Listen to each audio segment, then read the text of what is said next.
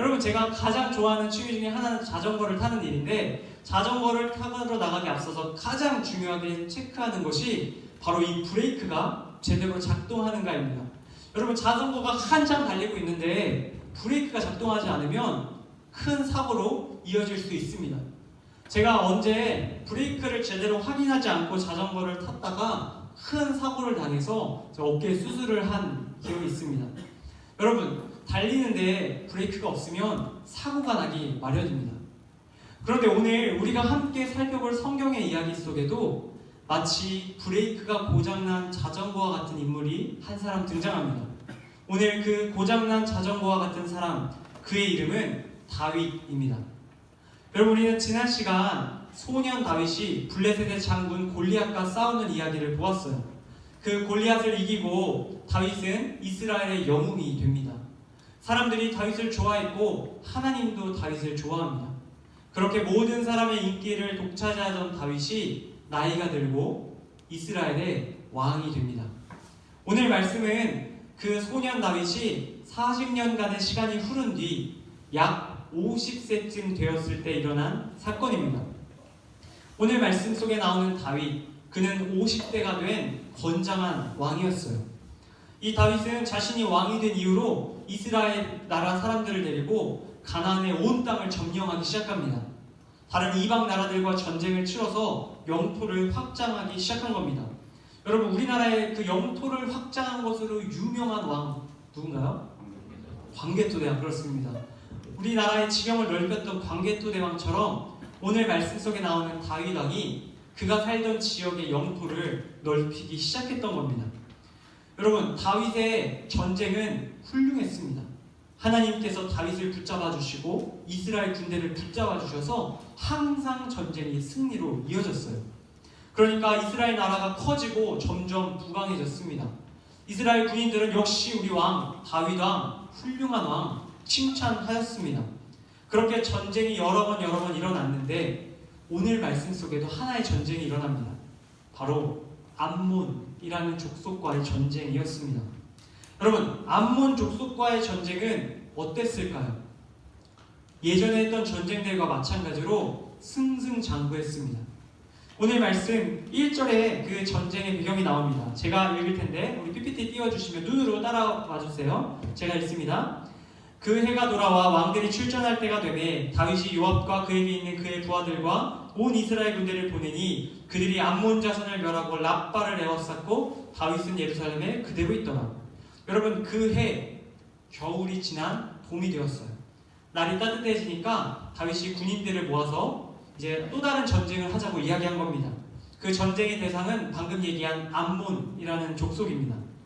이 암몬이라는 족속을 향해서 이스라엘 군대의 가장 우두머리 사령관 요압이라는 사람과 그의 군인들과 이스라엘의 온 군대를 그 암몬 족속에 있는 땅으로 보냅니다. 그리고 전쟁을 치르게 하는 겁니다. 다윗은 그때 예루살렘, 다시 말해서 궁전에 남아 있었어요. 굳이 다윗이 가서 싸울 필요 없을 정도로 그 전쟁은 승리가 확실한 전쟁이었기 때문입니다. 여러분, 이렇게 전쟁에 나간 사람들이 오늘 말씀에 보면 암몬 자손을 멸했다고 이야기합니다. 완전히 싸그리 무찌른 겁니다.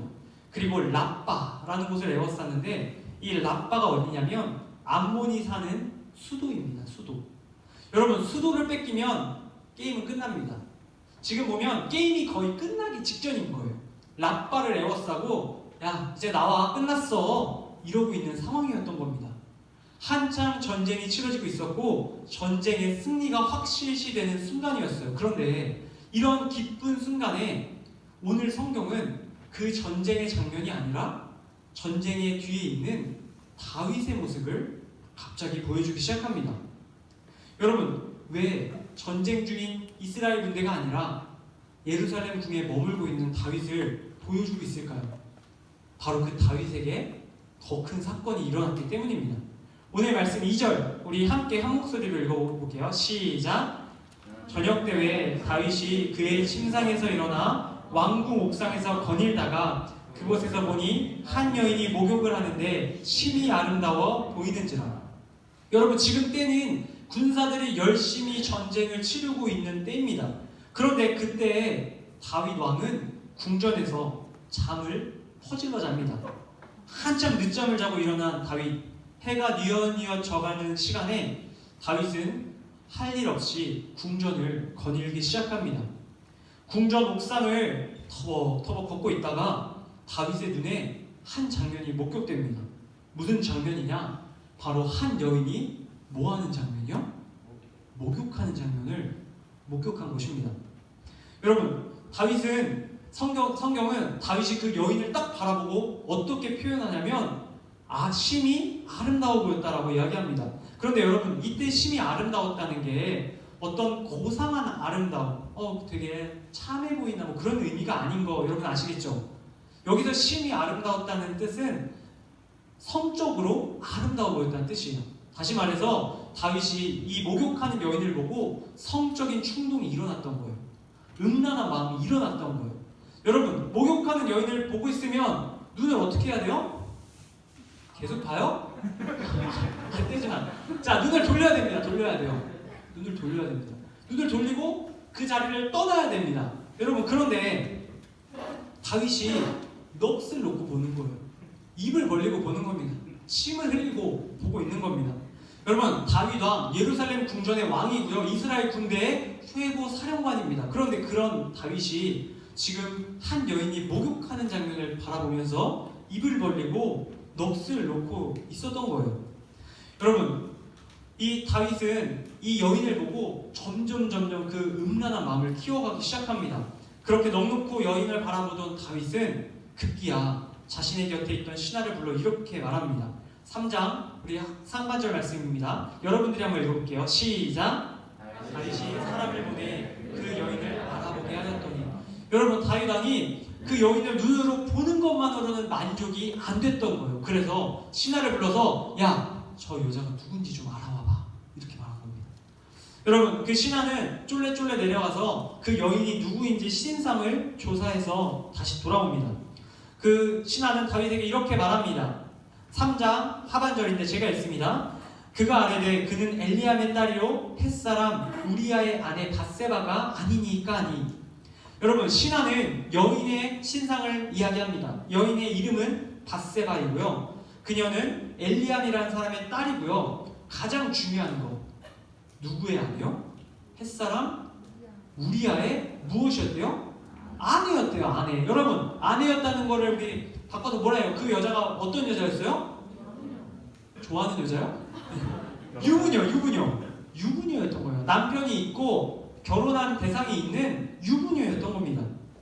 여러분, 물론 목욕하고 있는 여인에게 가서 번호를 따오는 건 잘못된 일이죠. 그런데 오케이, 넘어가고 그렇다 치고 그 여인이 유부녀라는 것을 알았으면 어떻게 해야 됩니까? 꼬셔야 됩니까? 여러분, 임자 있는 사람을 꼬시면 돼요, 안 돼요? 잘못된 가치관을 갖고 있으면 안 돼요. 자, 임자 있는 사람을 꼬시면 안 됩니다. 그냥 사귀는 것도 아니고요. 지금 이렇게 좋아해. 자, 사귀는 것도 아니고요. 결혼을 하나님 앞에서 거룩하게 결혼을 한 대상이 있다는 거예요. 그런데 결혼한 유부녀를 마음에 품기 시작한 겁니다.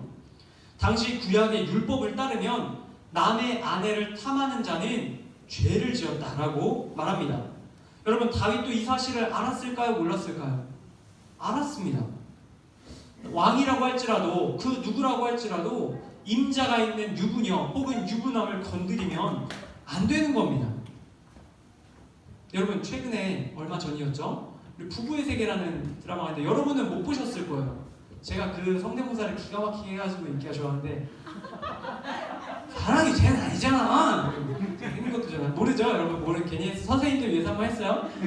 자, 여러분, 분류는 잘못된 겁니다. 남편이 있고 아내가 있는 사람에게 관심을 보이면 안 되는 거예요. 그런데 여기서 다윗은 이 이야기를 들은 후에 뭐 해야 됐을까요? 브레이크를 잡았어야 됐어요. 그는 멈춰야 됐었어요. 거기서 끊어냈었어야 됐어요. 자기가 비록 여인을 보고 넋을 놓고 그 여인의 신상 정보까지 알아왔지만 거기서 그만 두었어야 됐어요. 그런데 다윗은 멈추지 못합니다. 그는 자신의 욕망을 제어하지 못하고 계속해서 죄의 길로 달려가기 시작합니다. 그는 신하에게 이렇게 말합니다. 4절 상반절 말씀 여러분 읽어볼게요. 시작. 다윗이 전령을 보내어 그 여자를 자기에게로 데려오게 하고, 여러분 첫 번째 브레이크가 문제가 생겼습니다. 그 여자를 자기에게 뭐 했대요? 마지막 줄? 데려오게 했대요. 자기의 신하를 불러서 내가 그 사람이 유부녀인 거 알겠는데 데리고 데려와라. 내 방으로 데려와라. 이렇게 말합니다. 다윗은 밧세바를 자신의 방 안으로 들입니다.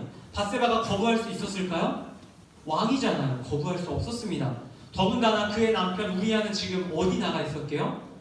전쟁터에 나가 있었어요. 암몬 자손과 싸우고 있는 중에 있었습니다. 그런 상황 속에서 남편도 얘기할 수 없고 왕의 명령에 따를 수밖에 없었던 겁니다. 밧세바는 그렇게 다윗의 방 안으로 들어갑니다. 여러분, 다윗의 방 안에 밧세바가 들어왔을 때 다윗은 멈춰야 했어요. 비록 자기가 이 여인을 자기의 방으로 데려왔지만 거기서 멈춰야 했어요. 거기서 브레이크를 잡았어야 했어요. 그런데 다윗은 다시 한번 멈추지 못합니다. 오늘 4절 하반절 말씀 제가 읽습니다. 눈으로 여러분 읽어보세요. 제가 읽을게요. 더불어 동침함에 그 여자가 자기 집으로 돌아가니라. 동침함에 무슨 의미인지 알겠죠? 같이 시간을 보냈다는 거예요. 같이 잠자리를 가졌다는 겁니다. 다윗이 밧세바를 불러서 이 밧세바를 강제로 추행했던 것입니다. 여러분, 자신을 위해 전쟁에 나간 우리아의 아내에게 다윗이 몹쓸 짓을 했던 겁니다. 다윗은 브레이크가 고장난 자전거처럼 정신없이 죄의 비탈길로 달려가기 시작합니다. 그런데 멈출 생각은 보이지 않습니다. 다윗은 자신의 잘못, 유부녀를 그런 식으로 했다는 것에 대한 죄책감도 느끼지 않은 채 자신의 욕구 때문에 그러한 일을 행합니다. 여러분, 그런데 그렇게 일을 치르고 이 여인이 몸을 깨끗하게 씻고 집으로 터벅터벅 돌아갑니다. 여러분, 몸은 깨끗이 씻었지만 아마 이 밧세바의 마음에는 큰 얼룩이 남아있었을 겁니다. 죄책감, 왕에 의해서 어쩔 수 없이 부적절한 관계를 맺은 것에 대한 죄책감과 자신의 남편에 대한 미안함이 그 밧세바 가운데 있었을 겁니다.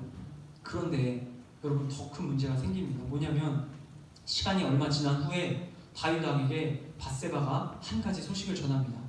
무슨 소식이었냐? 오늘 말씀에 있진 않은데 그 다음 절 말씀입니다. 어떤 일이 일어났냐면 어떤 일이 일어날게요? 임신을 했다는 겁니다. 밧세바가 다윗의 아이를 갖게 되었다고 말합니다. 여러분, 이 소식을 들은 다윗은 거기서 멈춰야 했어요. 나의 죄가 온 천하에 탄로나는 그 상황을 받아들이고 거기서 멈춰야 했습니다. 그런데 다윗이 또 멈추지 않는 겁니다. 다윗은 또 다른 생각을 하기 시작합니다. 내가 이 죄를 덮기 위해서 어떻게 해야 할까 고민하다 그가 또다시 죄를 짓기 시작합니다. 이번엔 어떤 죄였냐면 이런 죄입니다. 다윗은 자신의 잘못을 덮기 위해서 전쟁터에 나가 있는 우리아를 불러들입니다. 여러분, 자신의 잘못, 자신의 죄를 은폐할 방법을 생각해낸 겁니다. 그 방법이 무엇이었냐면 제가 간단하게 요약해드립니다. 전쟁에 나가 있는 우리아를 불러요. 우리아를 부른 다음에 말하는 겁니다. 야, 너 집에 가서 좀 쉬어. 집에 가서 너 아내 밧세바랑 좋은 시간을 보내. 이렇게 말했습니다. 여러분, 우리아가 집에 들어가서 밧세바와 함께 시간을 보내다가 밧세바가 임신하게 되었다고 소문이 나면 사람들이 그게 누구 아이라고 생각할까요? 누가 그것을 다윗의 아이라고 생각할까요? 당연히 그의 남편 우리아의 아내라고 생각할 거라고 다윗이 계획했던 겁니다. 다윗은 그렇게 생각하고 임신을 꾸민 겁니다.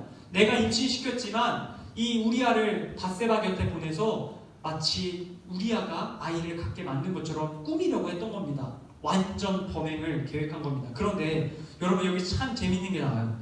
이 우리아가 놀라운 일을 하기 시작합니다. 이 사람은 전쟁에서 지치고 힘들었을 텐데 집에 가서 당신의 아내와 시간을 보내라는 이 왕에게 거절합니다. 나는 그럴 수 없습니다. 그리고 그는 성문에서 군사들과 함께 밤을 새웁니다. 여러분, 다윗이 왜 그랬냐고 다시 다음날 아침에 와서 묻습니다. 우리아가 뭐라고 말했을까요? 우리아는 이렇게 말합니다. 지금 제 전우들이 전쟁터에서 이 나라를 위해서 다윗왕 당신을 위해서 싸우고 있습니다. 그런데 제가 어떻게 혼자 편하게 쉴 수 있겠습니까? 이렇게 말하는 거예요. 여러분, 다윗왕과 너무 비교되지 않아요? 다윗은 자기의 죄를 덮기 위해서 악한 짓을 꾸민 것인데 우리아는 이스라엘 나라를 위해서, 하나님의 영광을 위해서, 그리고 나의 전우들을 위해서 나만 행복할 수 없다고 말하는 거예요. 다윗보다 납니다. 그리고 그는 성문에서 밤을 보냈던 겁니다. 여러분, 다윗은 다시 한번 계획합니다. 거기에서 멈춰야 하는데 또다시 은폐하려고 합니다. 어떻게 하냐면 그는 이렇게 말합니다. 너 술을 마셔라. 너 오늘 기분 좀 내라. 하루 더 쉬고 가라. 막 술을 마시게 합니다. 술을 마셔서 그가 완전히 취해서 집으로 돌아가서 밧세바와 시간을 보내게 만든 겁니다. 그런데 우리아는 그럼에도 불구하고 집으로 돌아가지 않습니다. 여러분, 다윗은 여기서 멈춰야 했어요. 이 우리아를 보면서 멈춰야 했어요. 야, 나는 이렇게 죄를 짓는데 이 우리아가 충성스러운 걸 봐라. 내가 너무나 잘못되었구나. 그는 깨닫고 멈춰야 됐어요. 그런데 다윗의 브레이크는 여전히 고장나 있었어요. 다윗은 또 다른 죄로 나아갑니다. 어떤 죄를 짓냐면 그는 다음날 우리아를 부른 다음에 그의 손에 한 가지 편지를 쥐어줍니다. 그리고 말합니다. 너 이 편지를 전쟁터에 돌아가서 전쟁의 장군인 요압에게 건네주라 라고 말합니다. 그리고 이 편지를 받은 우리아는 요압에게 그 편지를 전달합니다. 그런데 이 편지에 무슨 내용이 적혀 있을까요? 바로 이런 내용이 적혀 있습니다. 14절, 15절인데 15절 말씀입니다. 함께 읽어볼게요. 시작. 그 편지에 써서 이르기를 너희가 우리아를 맹렬한 싸움에 앞세워두고 너희는 뒤로 물러가서 그로 맞아 죽게 하라 하였더라. 여러분, 우리아가 들고 간 그 편지에는 자기 자신을 죽이라는 명령이 들려 있었습니다. 다윗은 멈춰야 했습니다. 그런데 그가 멈추지 않았던 겁니다. 그는 계속해서 죄의 비탈길로 달려내려가기 시작합니다. 자신의 충성스러운 부하 우리아를 자신의 죄를 덮기 위해서, 자신의 잘못을 가리기 위해서 죽음으로 내몬 것입니다. 그렇게 우리아는 다윗의 계획대로 죽음을 당합니다. 이 사실도 모른 채 모든 백성들은 이 다윗왕을 찬양하기 시작합니다. 다윗왕, 이 우리아의 아내, 과부가 된 밧세바를 그의 아내로 맞아들이는 이 왕을 보소서 얼마나 아름답습니까? 얼마나 자비롭고 인자하십니까? 사람들은 찬양하기 시작합니다. 다윗은 자신이 원하던 바를 완벽하게 이뤘습니다. 그렇게 1년의 시간이 지나고 다윗의 아이 밧세바로부터 나온 아이가 태어납니다. 그렇게 1년 동안 잘 지냅니다. 그는 자신이 지은 죄가 찔리지 않았던 것으로 보입니다. 그는 어떠한 행동도 하지 않고 아무 일도 없었다는 듯이 멈출 수 없는 죄를 지으며 하루하루를 보내게 됩니다. 그런데 그렇게 다윗의 브레이크가 고장난 자전거와 같은 인생을 하나님 앞에서, 사람들 앞에서 살아갑니다. 그런데 여러분, 다윗이 이렇게 브레이크가 고장난 사람처럼 계속해서 끊임없이 죄를 짓는 것처럼 이곳에 있는 저와 여러분들도 하나님 앞에서, 그리고 사람들 앞에서 다윗과 같이 멈춤 없이 죄를 지으며 살아갈 때가 너무나도 많이 있습니다. 다윗과 같이 우리도 유혹의 상황이 찾아올 때, 다윗과 같이 욕망을 제어할 수 없을 때, 다윗과 같이 내 힘으로 나의 잘못을 숨길 수 있다고 생각할 때 우리는 멈춤 없이 죄를 짓습니다. 한 번, 두 번, 세 번 같은 죄가 반복됩니다. 한 번, 두 번, 세 번 우리가 짓는 죄가 점점 심각해집니다. 한 번, 두 번, 세 번 죄가 계속될수록 죄책감은 무뎌집니다. 우리도 다윗처럼, 아니 어쩌면 상황만 주어진다면, 우리에게 힘만 주어진다면 다윗보다 더 심각한 죄를 우리도 멈춤 없이 지을 수 있는 사람들입니다. 그렇다면 이렇게 브레이크가 고장난 다윗과, 그런 다윗과 닮은 우리들에게 하나님께서 무엇을 말씀하고 계실까요? 정신없이 죄의 비탈길로 내달려 죽을 수밖에 없는 다윗과 우리들에게 하나님께서 무슨 이야기를 들려주길 원하실까요? 이어지는 말씀을 하나님께서는 우리 모두에게 들려주십니다. 우리 12절 상반절 말씀을 우리 함께 읽을 텐데 빨간색 글자만 함께 읽어볼게요. 시작. 여호와께서 나단을 다윗에게 보내시니 유부녀 밧세바를 자신의 곁으로 데려오고 밧세바를 간음하고 자신의 잘못을 은폐하고 결국에 충성스러운 신하를 죽인 다윗에게 하나님께서 오늘 한 인물을 보냅니다.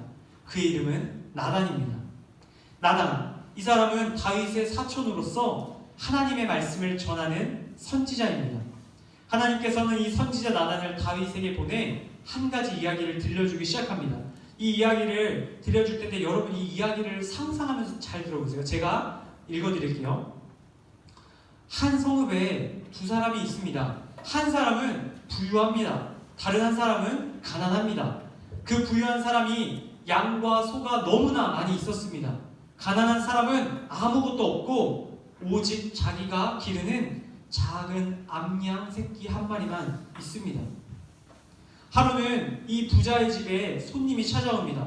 그런데 이 부자의 손님이 찾아온 부자가 이 손님에게 대접하기 위해서 양을 잡아야 했습니다. 그런데 자기의 많고 많은 양이 아까워서 자기 옆집에 있는 가난한 사람의 양을 빼앗아서 그 양을 잡아서 손님을 대접했다고 합니다. 이런 이야기를 다윗에게 들려줍니다.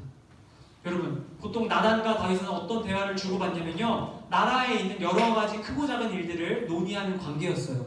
그러니까 저 집에서 어떤 도난 사건이 일어났고 저 집에서 어떤 살인 사건이 일어났고 이런 얘기를 주고받는 거였어요. 다윗도 그날도 똑같은 줄 알았어요. 자기한테 어떤 백성의 고민거리를 가지고 온 줄 알고 들었던 거예요. 그런데 얘기를 들으니까 얘기가 좀 이상한 거예요. 얘기가 좀 이상해요. 이게 들었는데 다윗이 딱 듣고 판단을 내립니다. 너무 화가 난다. 내가 그 이야기를 도저히 참을 수가 없다. 내가 너무나 화가 나는데 그 부자가 결단코 죽어야 한다. 이렇게 판결을 내립니다. 다윗은 이렇게 말합니다. 내가 하나님의 생명을 걸고 말하노니 그가 죽어야 하는 것이 마땅하고 그에게 빼앗은 것의 4배를 갚아도 모자르다 라고 말합니다. 여러분, 다윗이 이렇게 다 나단 앞에 자신의 입장을 밝히고 있는 그 순간 나단이 다윗을 향해 손가락을 가리키기 시작합니다. 그리고 뭐라고 말했을까요? 그게 바로 누구 이야기다? 당신 이야기입니다. 지금 내가 들려드린 이야기가 이스라엘 백성의 누구의 이야기가 아니라 바로 당신의 이야기입니다. 당신은 부유한 부자처럼 많은 사람들을 거느리고 많은 아내들을 데리고 있지만 우리 아는 한 여인만 데리고 있는 가난한 사람이 아닙니까? 그런데 당신이 그 아내를 빼앗은 겁니다. 당신이 말한 대로 당신이 바로 그 죽을 사람입니다. 라고 말한 겁니다. 여러분, 이게 무엇이었을까? 바로 하나님의 브레이크였던 겁니다. 여러분, 하나님께서는 이 나단 선지자를 통해서 다윗에게 브레이크를 거신 겁니다. 계속해서 죄의 길로 내달리는 다윗에게 브레이크를 걸고 그가 죄를 멈추게 하신 겁니다. 여러분, 하나님의 말씀이 다윗에게 들어가자 그에게 브레이크가 작동하기 시작합니다. 다윗은 그 자리에서 꼬꾸라집니다. 그리고 13절, 오늘 마지막 말씀 우리 함께 읽겠습니다. 함께 읽어볼게요. 13절 시작. 내가 여호와께 범죄하였노라. 내가 여호와께 범죄하였노라. 내가 여호와께 범죄하였노라. 다윗은 그 자리에서 무릎을 꿇고 울음을 쏟기 시작합니다. 그는 통곡하며 이렇게 말하는 겁니다. 그렇습니다. 내가 여호와께 범죄하였습니다. 여러분, 멈춤 없이 죄의 비탈길로 내려가는 자신의 인생을 하나님께서 멈춰주신 것을 다윗은 그제야 깨달았습니다. 다윗은 그 자리에서 자신의 발걸음을 멈춥니다. 더 이상 죄의 길로 나아가지 않겠다고 결단합니다. 그리고 자신의 핸들을 돌려 하나님께로 돌이킵니다. 죄로 인해 영혼이 망가지고 영혼이 죽을 수밖에 없었던 다윗의 인생이 다시 하나님께 돌아오는 순간이었습니다. 사랑하는 중등부 여러분, 하나님께서 죄의 길로 정신없이 내달리는, 매일 같은 죄를 반복하고 더 심각한 죄를 짓는, 그리고 그 죄의 죄책감이 무뎌져서 아무렇지 않게 죄를 지고 있는 우리들에게 오늘 이 말씀을 통해서 이야기하고 계십니다. 이 나단의 입술을 통해 이곳에 있는 저와 여러분들에게 묻고 계십니다. 지금 너의 죄를 깨닫길 바란다 라고 말입니다. 하나님께서 이 말씀을 통해 죄의 길로 걸어가는 우리에게 브레이크를 걸어주고 계신 겁니다. 혹시 하나님 앞에 지금 떠오르는 죄가 있다면 하나님의 말씀이 여러분들 가운데에 브레이크를 걸고 있는 것입니다. 여러분, 떠오르는 죄가 있다면 마음속으로 하나님 앞에 고백하고 회개할 수 있기를 바랍니다. 다윗처럼 내가 여호와께 범죄하였습니다. 내가 사람에게 범죄하였습니다. 내가 우리 부모님께 범죄하였습니다. 내가 내 친구에게 범죄하였습니다. 내가 내 주위에 있는 사람들에게 범죄하였습니다. 하나님 앞에 고백할 수 있게 되기를 바랍니다. 하나님께서 나단의 입술을 통해서 우리를 멈추시고 다시 살리시기를 원하십니다. 하나님께서는 우리가 더 이상 죄의 길로 내달려 사고 나는 것을 원치 않으십니다. 우리가 이 말씀을 하나님의 브레이크로 여길 수 있기를 축복합니다. 여러분, 제가 마지막 한 가지 이야기를 드리고 오늘 말씀을 맺도록 하겠습니다. 제가 운전면허 학원에서 운전면허 시험을 볼 때 있었던 일입니다. 저는 트럭 운전면허를 따기 위해서 이제 좀 큰 트럭에 올라탔습니다. 트럭에 올라타면 운전면허 차 옆에는 조수석에 그 운전면허 시험관이 앉아 계십니다. 저와 제 옆에 채점을 하는 시험관과 함께 그 코스에 올라탔습니다. 저는 정해진 여러 가지의 코스를 무사히 돌고 드디어 마지막 지점에 다다랐어요. 여러분, 근데 마지막 지점이 어떻게 되어 있냐면요, 가속하는 구간입니다. 직선 주로인데 이제 그 가속 페달을 밟아서 쫙 달리는 거예요. 몇 킬로 이상 속도가 나야 채점에서 통과입니다.